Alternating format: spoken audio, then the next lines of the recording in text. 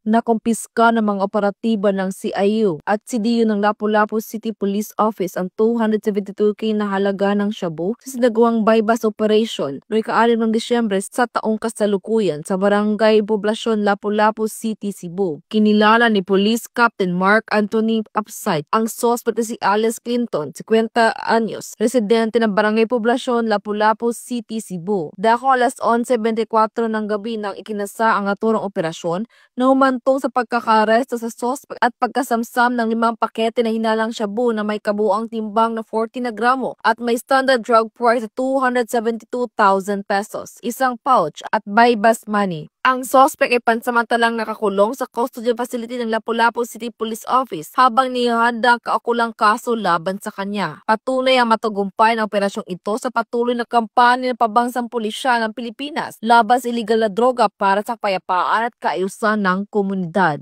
Mula dito sa Central Visayas, ako ang iyong PNN correspondent, Patrolwoman Annalyn N. Canoog, alagad ng batas, tagataguyod ng Balitang Pulis.